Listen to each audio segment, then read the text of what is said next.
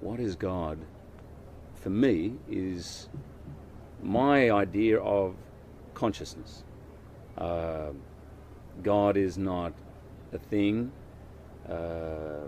something you can necessarily see. It is within everything and outside of everything. So I believe that God, the absolute, whatever you want to call it, the self, is unchanging, is therefore pretty much everything I'm seeing has an element of God, but you couldn't call it God because everything changes. You, me, where we're sitting, this river, this planet has a life cycle, birth, death. But my feeling about God is that it exists beyond that, beyond those laws of nature.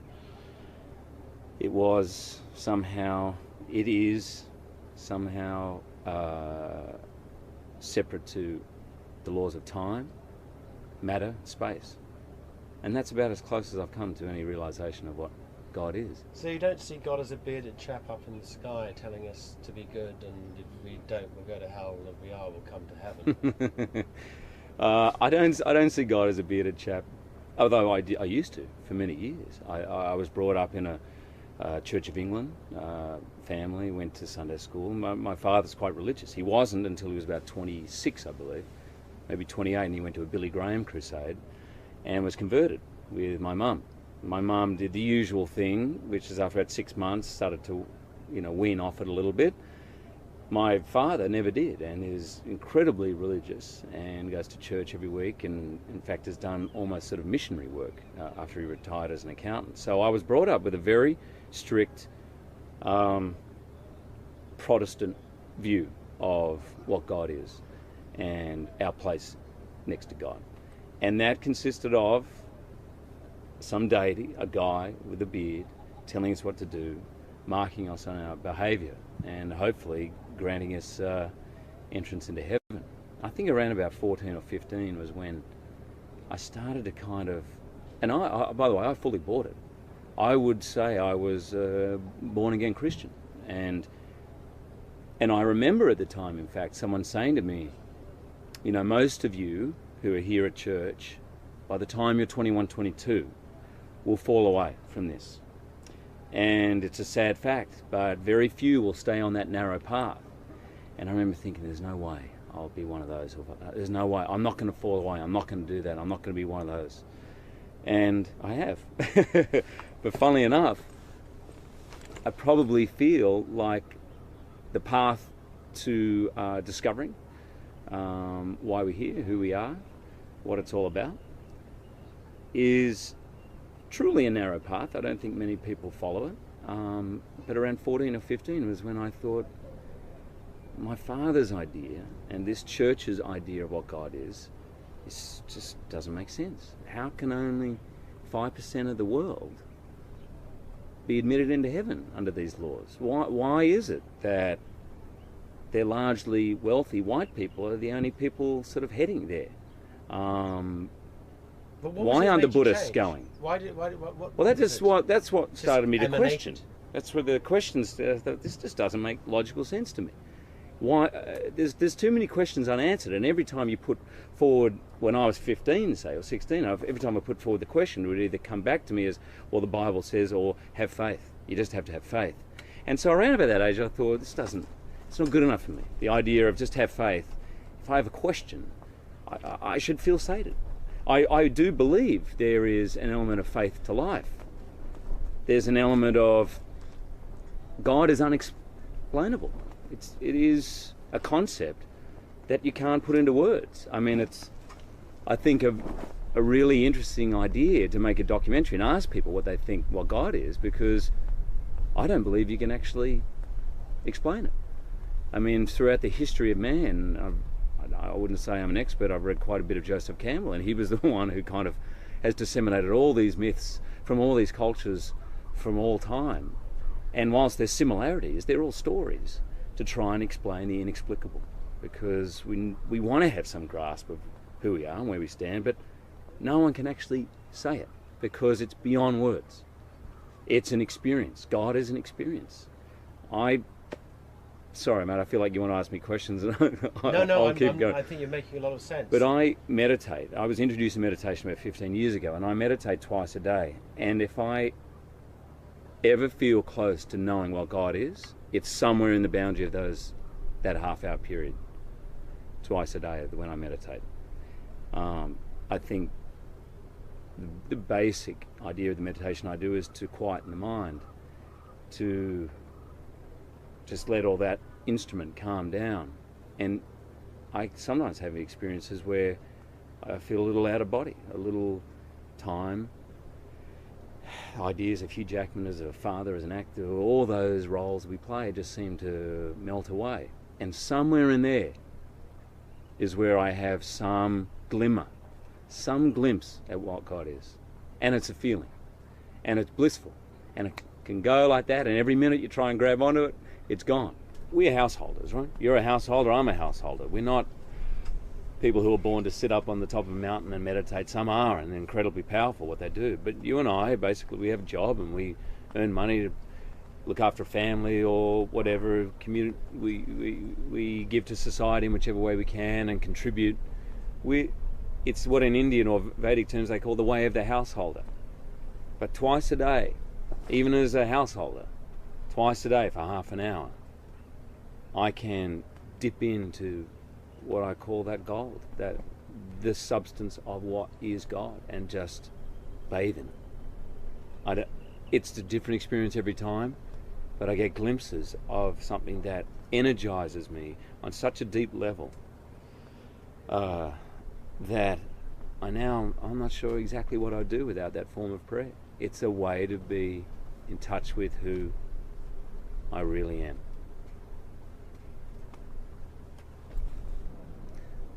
I did a film called The Fountain with Darren Aronofsky directed, and if you get a chance to look at it, it's his version of, I think, the meaning of life. And there was a truth in that, which is much of our life, our experience of this body, of being in this creation, is of duality. That in fact there is an interviewer, an interviewee.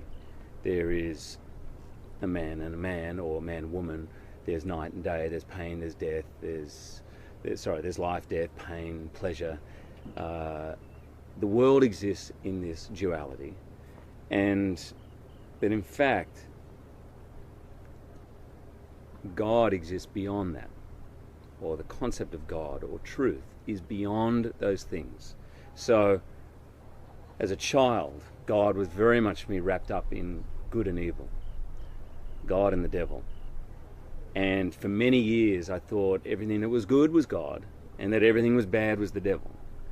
And I suppose now my understanding of it is that it's neither and both at the same time. There's something beyond that. There's something beyond. I'll try and think of very simple examples. I'm sitting here talking through this body to you, and the camera is seeing a form talking, and there is God within this whole entity and outside of it that exists beyond the words I'm saying, beyond the actions I'm using, beyond the space. There is something linking all of us. That to me is God. My training, I suppose, spiritually has gone from church to a place called the School of Practical Philosophy, where I've studied for many years. It's big in London. It emanated from London, and it's truly only about the search for truth, natural law, and how to live your life, basically, how to be happy. And through that, I've learned a lot of things, but the most potent examples I've had of that being connected beyond my physical form, or beyond to someone I love or know or hate, is in the theatre. And I've probably had 3 or 4 times where I've heard many actors describe it. It's almost a slightly out-of-body experience, but you can stand on stage with 2,000 strangers and feel like you know them intimately and they know you intimately, and feel completely safe that everything, you can open up your heart and they're opening their heart, and you're completely connected. It's in that instant a feeling of absolute privilege that you can experience it, and so powerful that it raises the hairs on the back of your neck, and you can't. Here's the frustrating thing about it: you can't make it happen. You can try your heart out. You can be the most dedicated actor of all time, and you can always do good shows. But of all the shows I've ever done, the years of being on stage, probably only 3 or 4 times have I really felt it, and it's a pure blessing. And at the same time as you're there in it, it's this complete knowledge of unity, of community. If you're really listening, it's the space. It's the space between words. If you listen to great music, it's not always the music, it's sometimes the space. The greatest composers, I think, understood the space between the notes.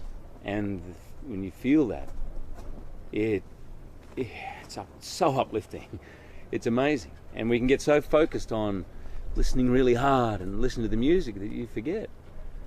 The experience of God is restful. It's, I feel, rejuvenating. I think modern day life, we often feel quite tired and quite run down. And that may be because we don't always observe to the laws of nature and laws of this body and how we should live our life. But I wrestle with this all the time. Is there a way that you can experience God when everything's crap in your life? Little things. I try and do this every day. I know you probably think I'm weird, but I will, at the end of a shower, always turn on cold as a little reminder that that's not going to affect who I am. The experience of being warm, pleasurable in a hot shower, it's just an idea that that's better than cold. Is it comfortable to have a really cold shower in winter? It's not comfortable. But why can't God exist in that uncomfortability? Why can't you be able to find rest in that?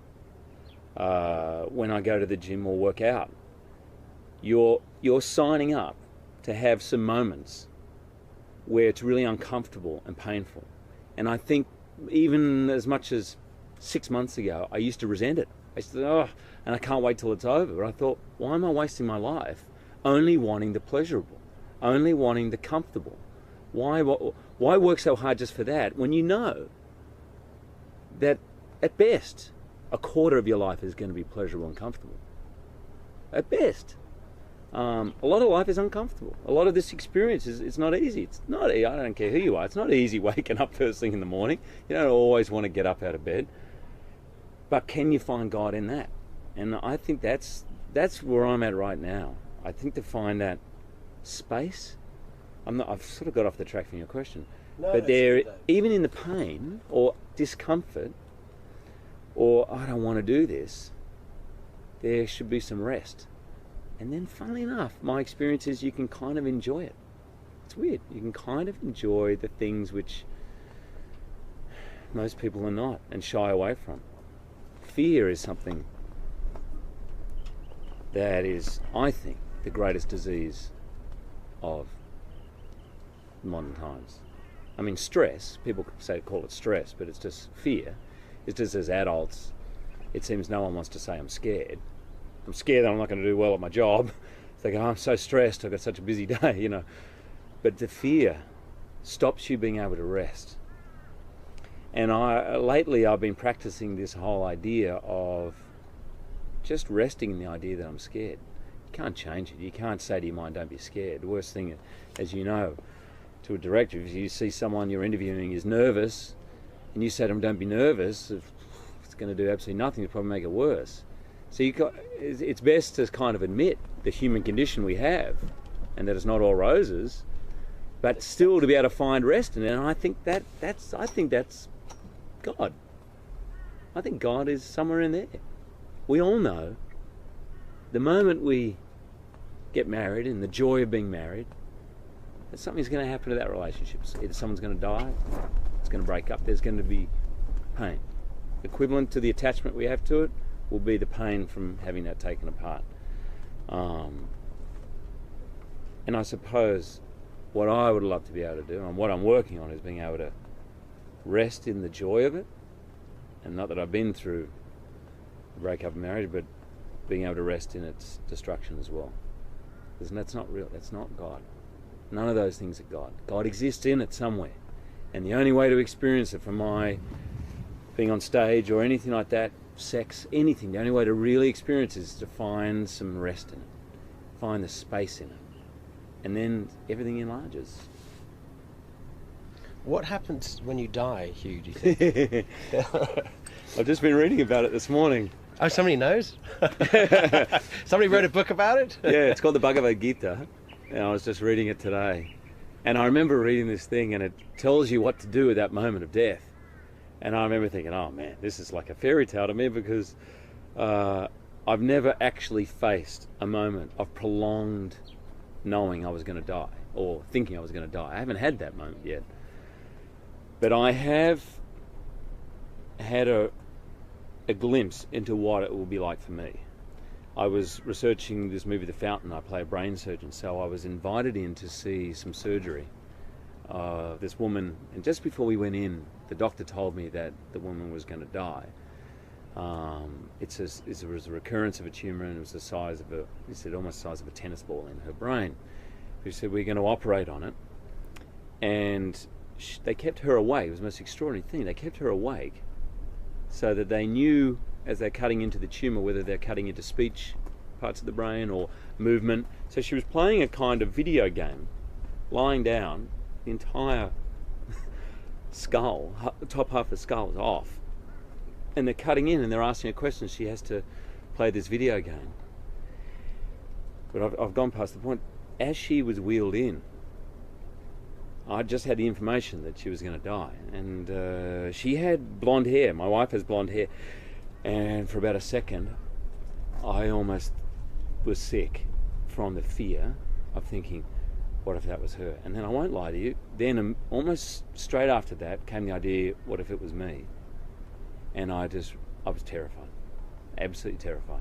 Because bottom line is, for all the work you might do in your life to prepare for that moment, I realised I was miles off it, miles off being ready.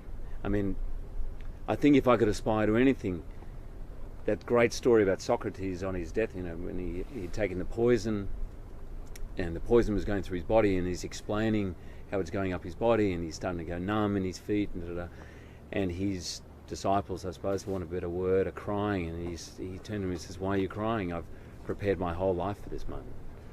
And he was fine with it. He was absolutely fine. And in fact, quite calmly explaining what was going on in his body, because he wasn't attached to his life in the same way he wasn't attached to death. I think death, you said at the beginning of this interview, you said, I'm going to ask you a very simple question. What is God? And I think death is as simple as that. I think it's another moment. It's another moment that we live through. And my feeling is, whilst our attachment to the sensorial life, which is really our connection to this, it's really our only connection, real, to this creation, is what we perceive through the senses.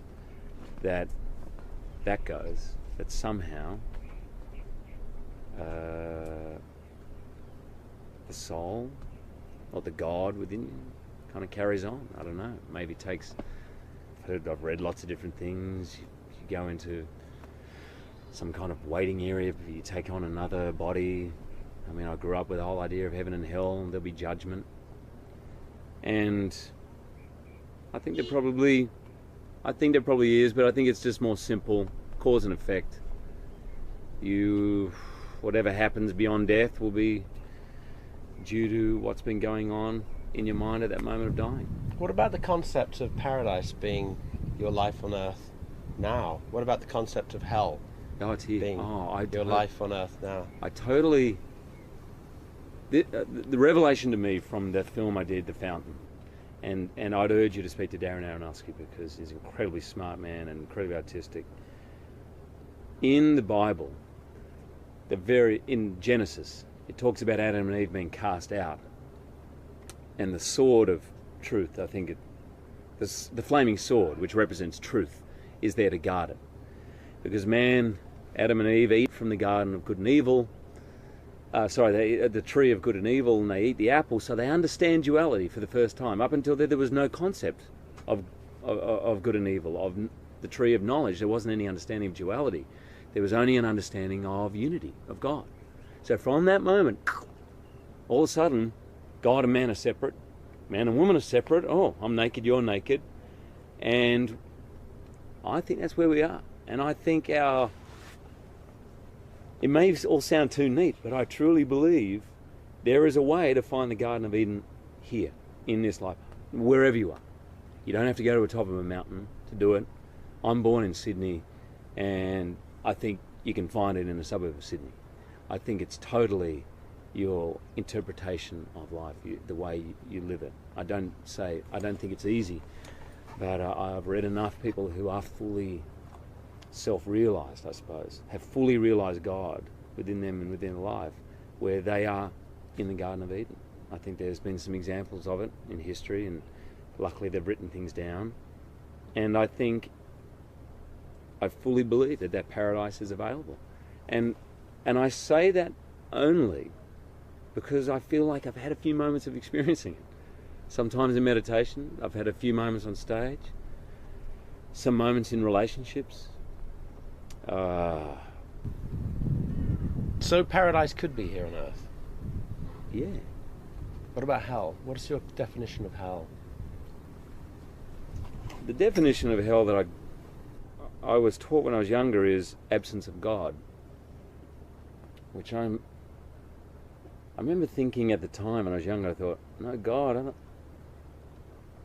don't know how bad that would be. I remember thinking, I don't know how you go from absence of that to flames and all of that, fire and brimstone. But I do now. I don't think you can be absent from God, because God is in everything. But I do think that you can get so far away from the laws of nature, that the experience of life is hell. It must be. I haven't done it or been close to doing it, but people take their life. I think they must be in hell, for there to be no other option than to end it, for it to be unbearable to that point. Then I believe that hell must exist. They must feel so absent from any feeling of peace, truth, bliss.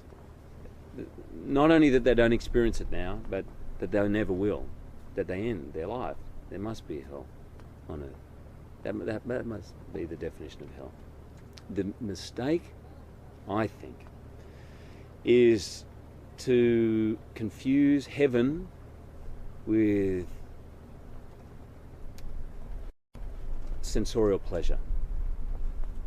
And I think most of our day, for a lot of people, and me included, is preoccupied with sensorially being happy, feeling good, working hard enough to have the things to enjoy, feeling comfortable in relationships, always everything happy and good. But I don't believe that is heaven on earth.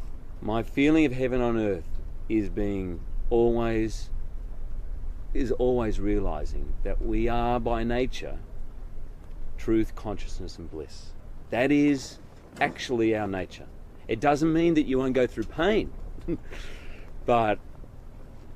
or things might be uncomfortable, but somehow within painful or hard times, there can be an experience of bliss. Like we watch a play, we watch a tragedy and can love it. Why can't we love our own life when it seems tragic? What is that? Why does that stop? And it's obviously to do with attachment. You can watch a play and you can be crying watching it and absolutely love it. And yet, if it was your own life, it could be to the point where you want to kill yourself.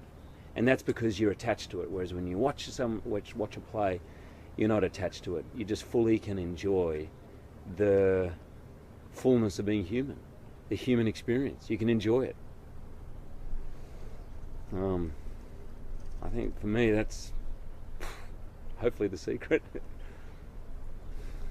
Why is there so much fighting over religion? There's no question more important in life than who are we, why are we here, and what do I have to offer to the world. And some people, I believe out of fear that they might be wrong, can't accept someone else's opinion, can't be open to another idea. Sometimes, I think very rarely, people have a lot of power in that they can manipulate others, and they know that people's fears people are easily manipulated by fear, and some people do use that. But for the day-to-day person, they so want to be right in their choice and are basically not sure, which I think all of us aren't 100% sure, that they refuse to believe anyone, and it offends them to the point where, I don't know, they want to kill each other. I can't see, if you put Buddha, Jesus Christ, Socrates, Shakespeare, Arjuna, Krishna at a dinner table together, I can't see them having any argument. That's the way I look at it. All the things they have to say seem to have a commonality.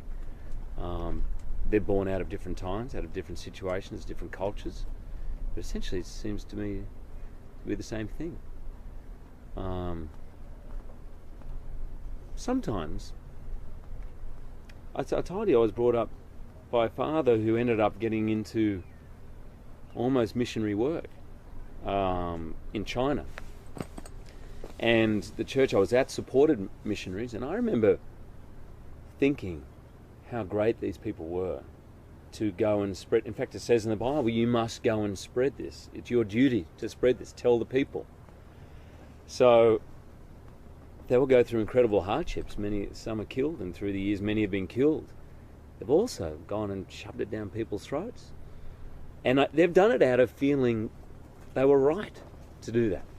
I'm really sure of it. I'm sure missionaries always feel that they were right. I mean, we can look back in history now at what some missionaries and what churches did and through Africa and out here in the outback of Australia, you know.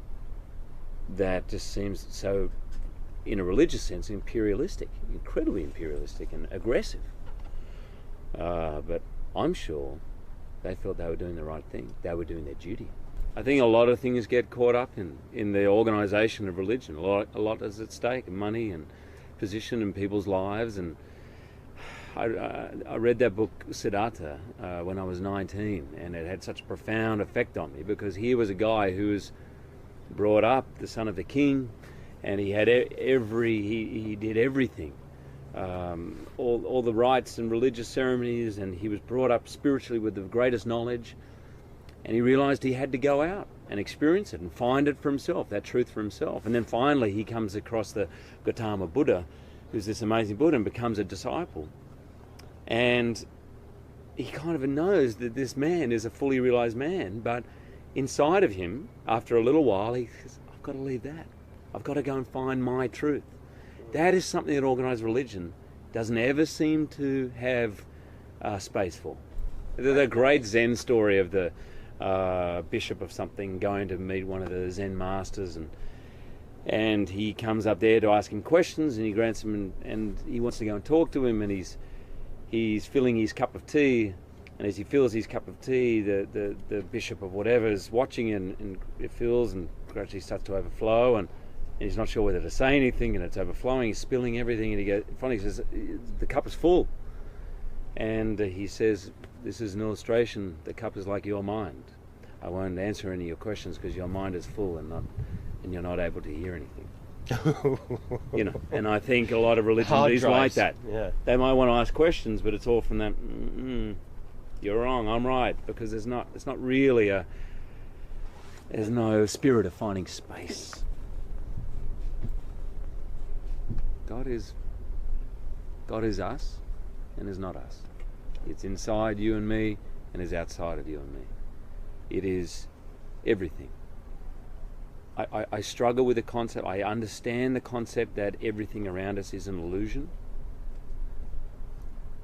I struggle with that because it feels really real to me, and the pain and the thoughts and the mind feels incredibly real. But I think I get a glimpse of what that is.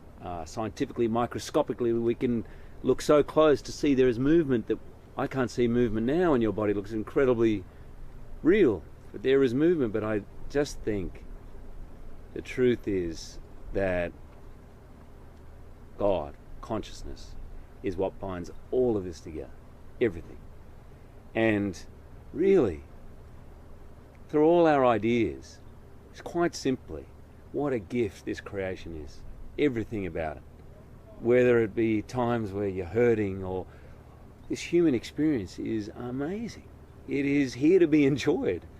Not just the happy times, but even somehow the sad times are here to be experienced and fully experienced. And I think this creation has been given us to enjoy. And I think that if we do, that's probably about as close to God as we can get. I mean, I'm fascinated at the end of this to see what you come up with as a filmmaker, asking people whether that experience of what God is there. And I've spoken to some incredibly wise people, and sometimes the wisest of them said to me, you know, no matter what we talk about, don't hold on to it, just let the sound of my voice, just listen to the sound. And somewhere in the sound is the truth. And we're so trained from being this high to go for meaning, to analyze, to find truth, to work it out, pros and cons. And I think as we meddle, somehow that truth goes. Oh my God. What a place to ask these questions too. The Aboriginal people, I've read a lot and was speaking to them, and they see what they call the magic. They see it in everything. They see the magic. And I suppose that's what I mean by is God. God is us. You, me, the land, the creek, the interplay of so many different things that have to make this creation work is it's magical, it's wondrous.